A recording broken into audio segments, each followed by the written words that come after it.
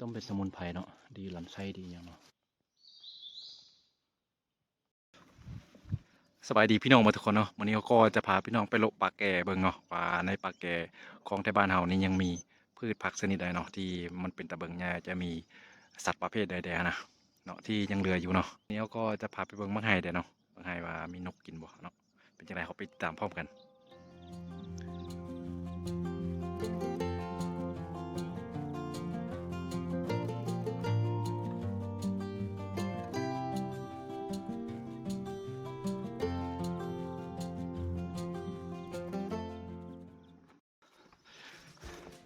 ซึ่งตอนนี้เขาก็มาฮอดจุดที่เขาจะเข้าไปเนาะอันนี้คือป่าแก่แล้วนะรถเขาจะจอดอย่างถึงเนาะเขาจะเข้าไปอันนี้คือป่าแก่แล้วนะซึ่งจุดที่เขาลุกมาเขาอยู่พูดเนาะพูดตัวนั้นลงมา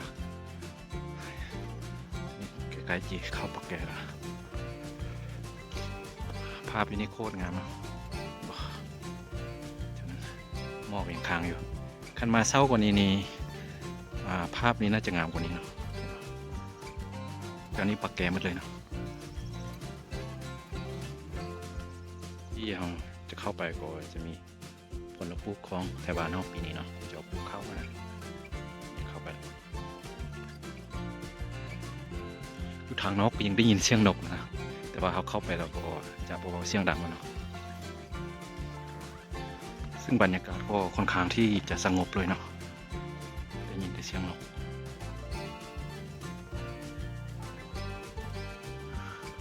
แต่ว่าการที่เขามาคนเดียวก็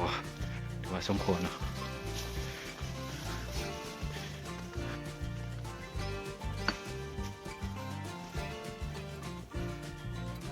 เข้ามาก็จะมีแต่คนใหญ่เนาะ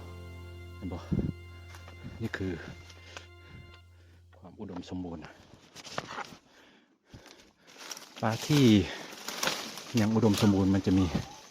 กกอันนี้เนาะกกมีเลือดทาวันนะข้างในมันจะมีเลือดนะบอกยังไงแล้วมีบักหลายๆเนาะบังจะให้ทุนบังกกมันนะ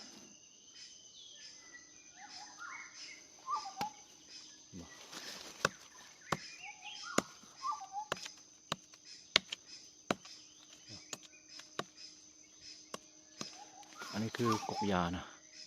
ใช้ต้มเป็นสมุนไพรเนาะดีลำไส้ดีอย่างเนาะแดง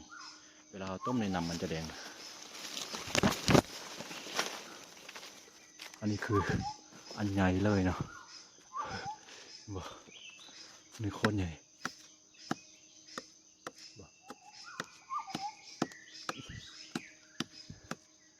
จัก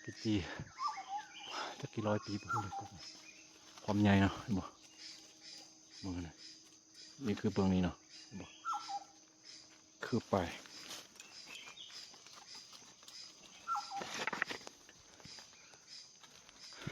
ซึ่งมันมีหลายเนาะมีหลายเลยกกไม้กอใหญ่แต่ว่าวันนี้กกไม้ล้มเนาะ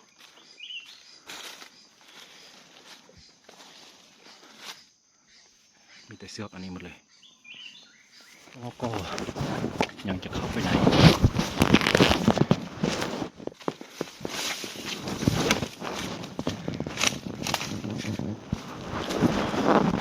เป็นแต่เสือกอันนี้เขาตัดขายนี่ถ้าเขาตัดขายนี่เป็นราคาดีเลยเนาะให้บอกอยู่นั้นบอกเลยแต่ว่าเส้นทางมันยากนะมันลำบากแล้วก็ดีจงไว้ขนาดเนาะเพราะว่าแถวหมอก็ไม่ค่อยมีแล้วนะมีแต่บอนใกล้ๆเนาะบอนที่คนไม่ค่อยฮอดมันตรงนี้กันเป็นบอนที่คนฮอดนะบนเรือเนาะเรือเลย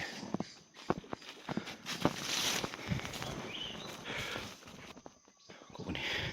ความใหญ่เป็นสูงปะก็ใหญ่มันนะตรงนั้น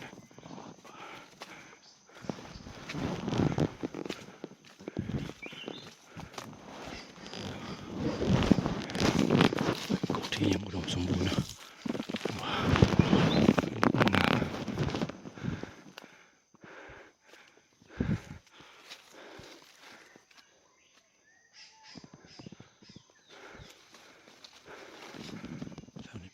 ถวนี้มันบ่กุกไม้ใหญ่ๆเลยนะ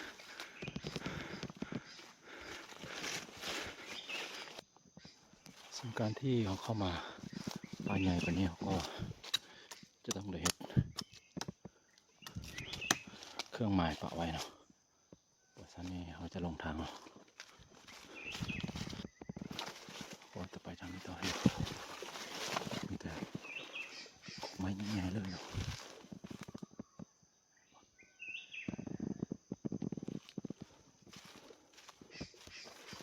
โอ้โห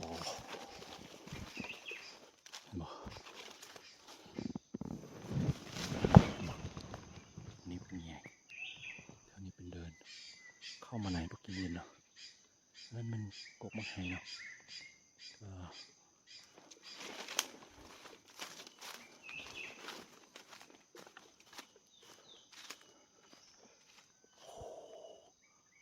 โคตรเลยเขาบอกก็ตรงความสูงนะตามตัวมัน30 เมตรนะกกไม้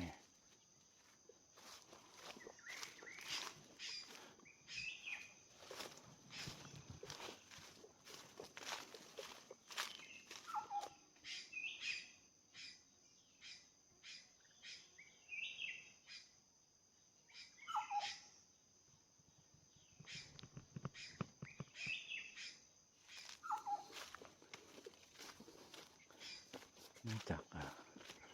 อยู่ในนี่นะอยู่ในนี่มัน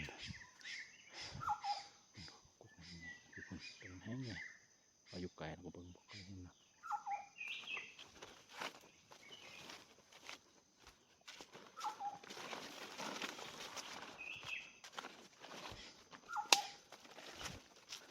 นี่คือกกที่ใหญ่ที่สุด3 ฟุยเนาะกกนั่นเลยว้าวกกนั่นคือกันกกตัวลึกปะนะกกนี่แหละซ้ำเดียวกัน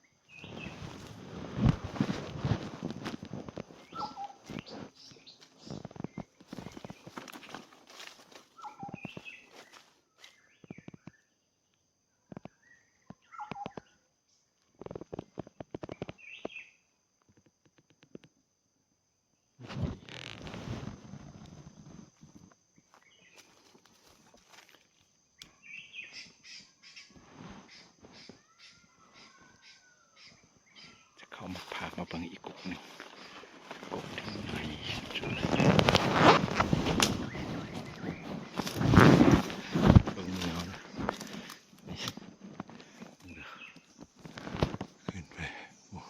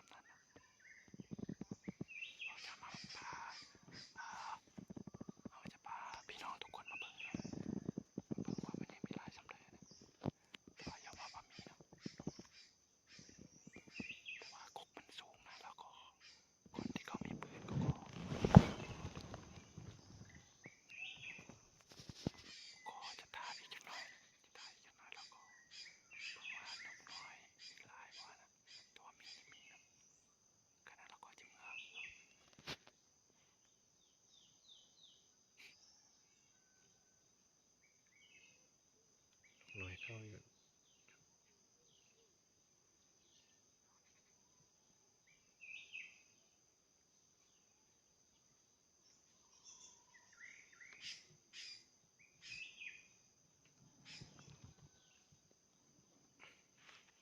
แต่ว่านกควักนกอย่างในบ่เห็นเป็นยังมาอยู่ปากแก่มันสอบยากเลยเลยบ่เคยเห็นนกควักนกน้อยคือกันบ่เห็นได้นะมีนกคิดนกอย่างนี้มีนกเขียวทางรอก็เข้ามาจังหน่อยเขาก็ใกล้จะกลับแล้วนะ